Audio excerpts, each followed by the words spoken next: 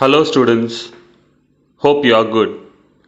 In today's class, we are going to see a poem, The Castle, written by Edwin Muir. Take page number 19, Unit 1. Before we move to the topic, let me ask you a few questions. What thoughts come to your mind when you think about a castle?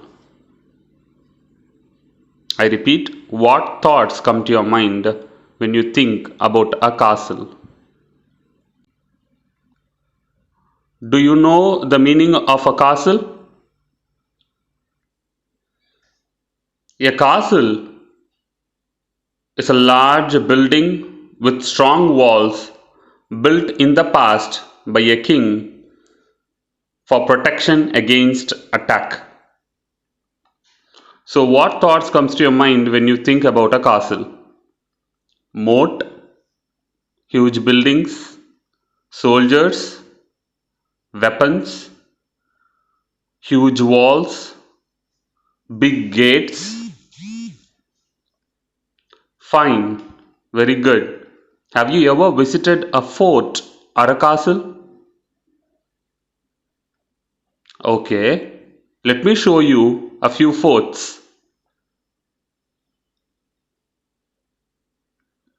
So this is Fort St. George, that's located in Chennai, and this is Jinji Fort, located in Virupuram district, and this one is Golconda Fort, located in Hyderabad, Telangana, and this is a familiar one, Red Fort, which is located in New Delhi. This poem, The Castle by Edwin Muir, is a moving poem on the capture of a well-guarded castle.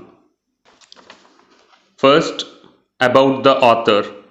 Edwin Muir was a renowned, which means famous, Scottish poet. Is a man from Scotland, novelist, translator, and critic. A critic is a person whose job is to give opinion about films, books, etc. He was remembered for his vivid poetry, very clear and powerful poetry. He began writing poetry at a relatively old age and over the course of several years worked out an individual, philosophical style for which he gained recognition later in his life. First poems and chorus of the Newly Dead contain Muir's initial attempts. Muir's later collection include Variations on a Time Theme, The Narrow Place, The Voyage and Other Poems, The Labyrinth and One Foot in Eden.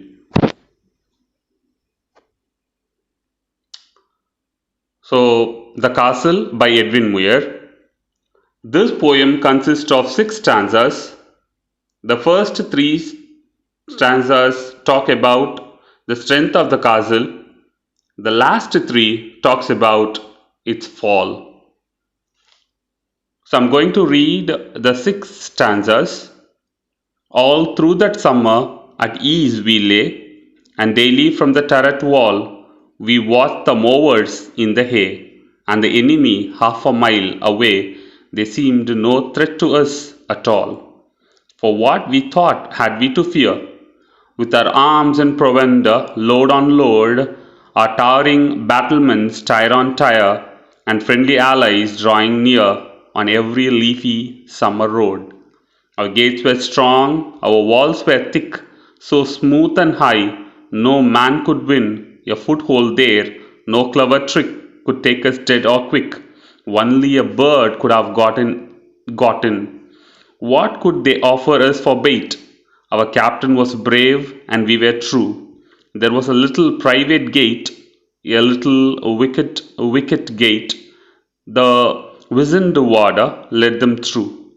Oh, then our maze of tunnel stone grew thin and treacherous as air. The cast was lost without a groan, the famous citadel overthrown. and all its secret galleries bare. How can this shameful tale be told? I will maintain until my death. We could do nothing, being sold. Our only enemy was cold, and we had no arms to fight it with.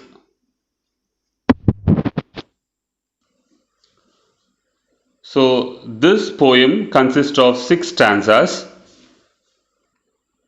5 lines in each stanza. So, I'm going to read the first stanza and I'm going to give the explanation for it. All of you take page number 19, the first stanza. All through that summer at ease we lay.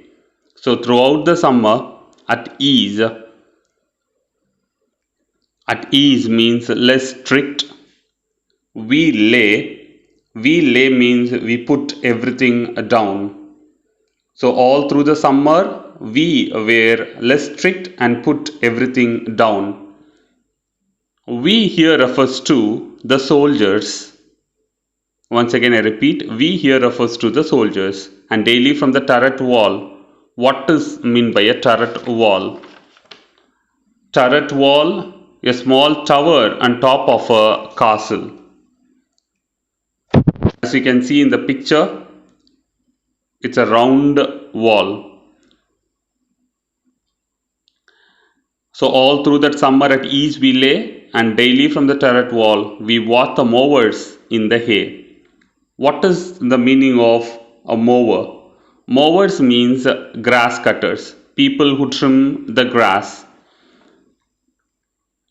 So the people who cut grass and they put the grass under the sun.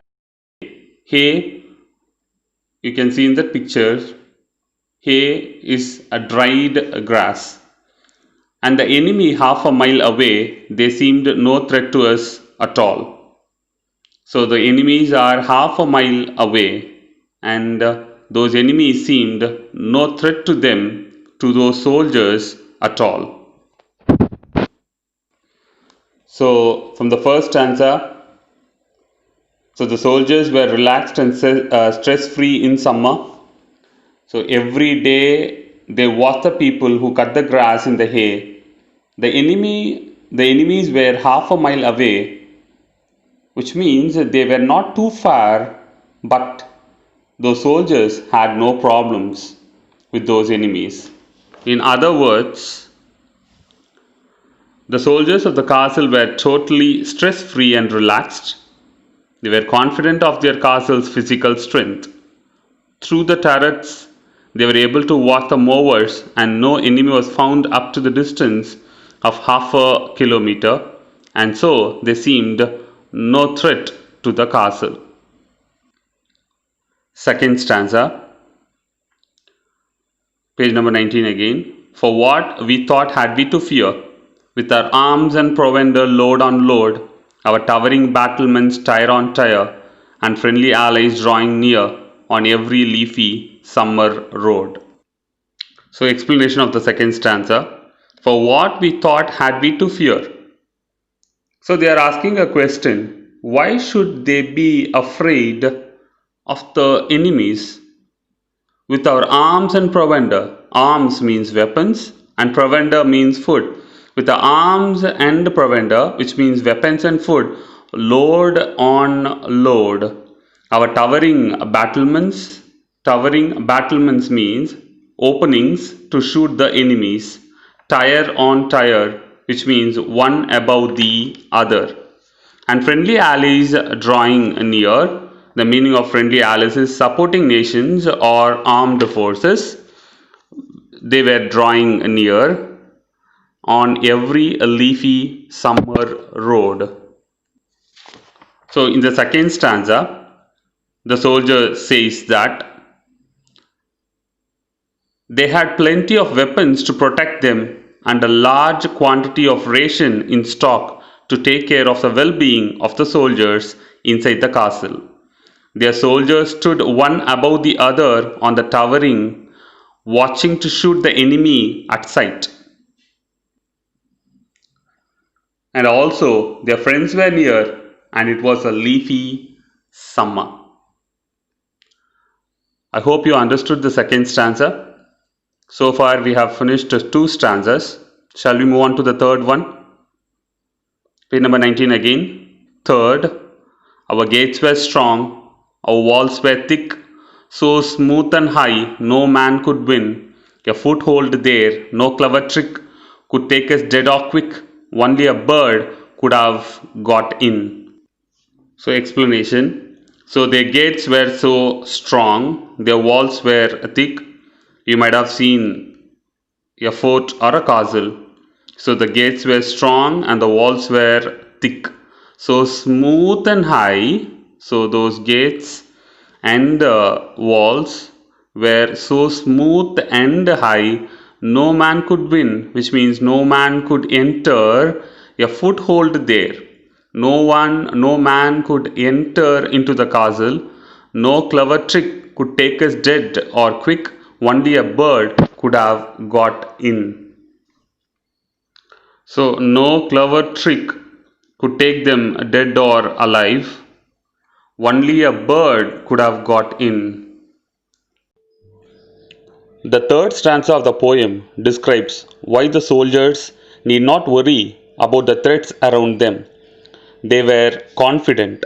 The gates of the fort were strong and the fort walls were thick and tall. No enemy could scale them or break them. No trick could help them to enter the fort. In fact, only a bird could reach within the fort. So, page number 19, fourth stanza. What could they offer us for bait? Our captain was brave and we were true. There was a little private gate, a little wicket gate. The wizened warder led them through. What could they offer us for bait? Bait. What does mean by bait? Something intended to entice someone to do something. So, what could the enemy give us? Our captain was brave and we were true, which means everyone was true. So, there was a little private gate, a little wicket gate. So, that is called as a wicket gate. Wicked, WICKED. Wicked means evil or morally wrong. Wicket gate means a small gate. WICKET. Wicket gate means a small gate. So there was a little private gate. It's a wicket gate. The wizened warder led them through. The wizened means very old. Warder is in charge of the prison. The old warder led them through the wicket gate. What could the enemy give the soldiers? The captain was brave and the soldiers were honest. Everyone was true. But there was a separate gate. It was the dangerous small gate. The old man, the warder, opened the small gate and let the enemies in. Do you understand the fourth stanza? Shall we move on to the fifth one? Oh, then our maze of tunneled stone grew thin and treacherous as air. The cast was lost without a groan, the famous citadel overthrown, and all its secret galleries bare. So, what is the meaning of maze? So, you can see in the first line, oh, then our maze of tunneled stone. What is meaning of maze? Maze is a winding, intricate, confusing path. And treacherous, which means disloyal. Tunneled stone is a long route underground and it's a very difficult long route. Oh, then our maze of tunneled stone means it's a difficult long route. Grew thin and treacherous as air. So, the difficult long route, which was very difficult to travel, became very less difficult like airs. So, it was so easy to travel now. because the old warder led the enemies in through the wicket gate. So the cause was lost without a groan, the famous citadel overthrown, and all its secret galleries bare. The cause was lost without a groan. Groan means cry or a sound. The cause, the reason, the castle was lost. Here the soldier says that the castle was lost without a cry, without a sound. The famous citadel. The famous citadel here refers to the castle. The famous citadel. What is a citadel? A safe and strong fort was lost without a groan, and all its secret galleries bare.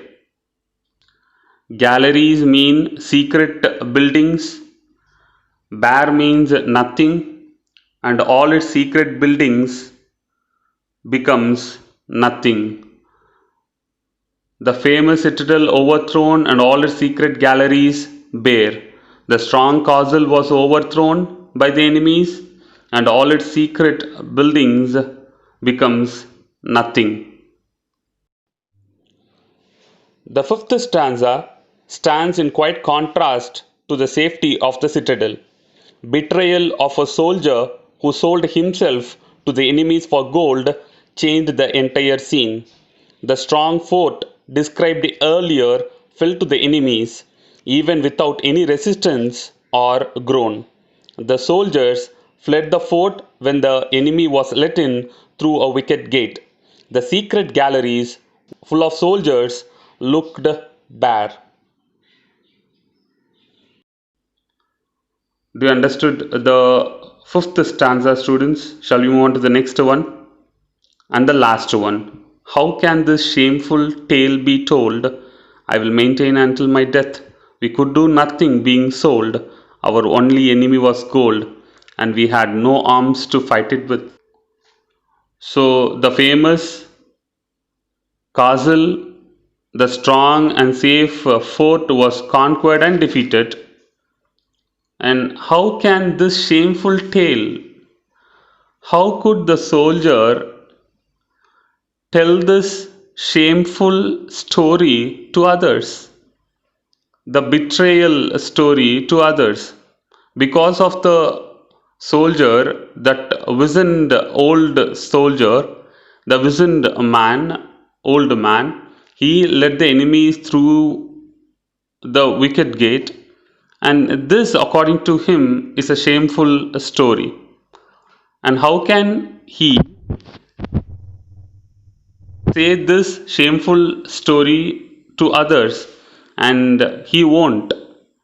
He will maintain until his death. And he says that I will maintain until my death. I won't reveal this secret to anyone. We could do nothing being sold. So they could not do anything because they were sold for gold. Our only enemy was gold. So their only enemy was gold, and we had no arms. Arms here refers to the weapons to fight it with.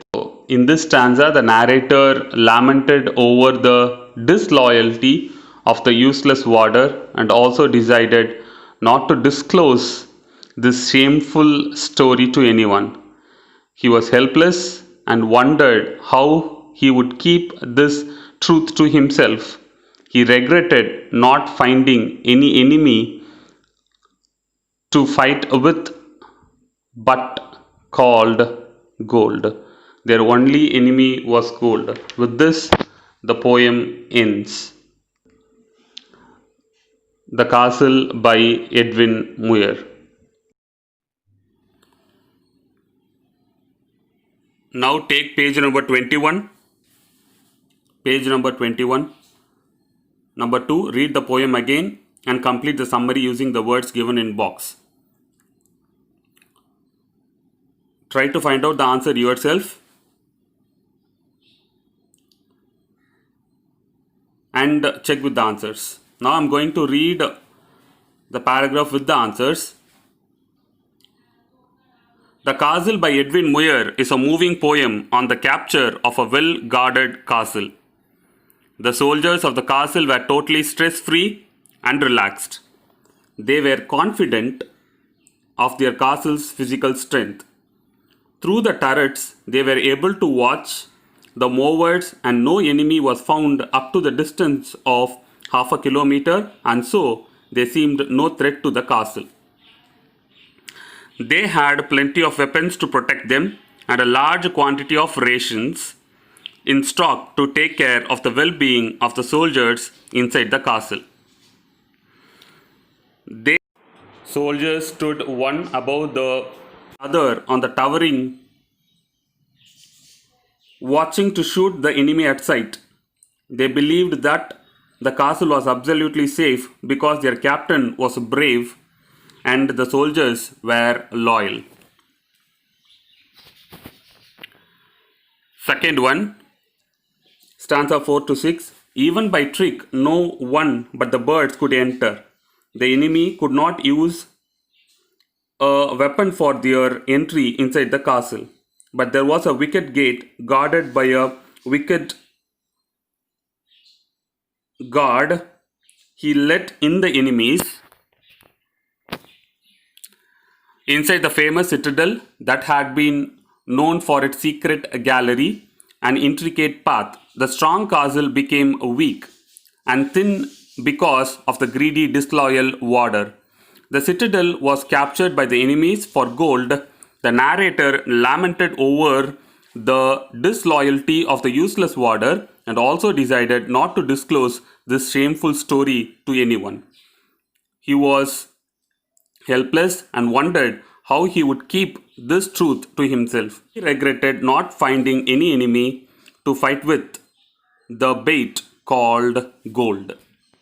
So for the assignment, page number 20, number 1, based on your understanding of the poem, answer the following questions in 1 or 2 sentences each. A to M. Thank you.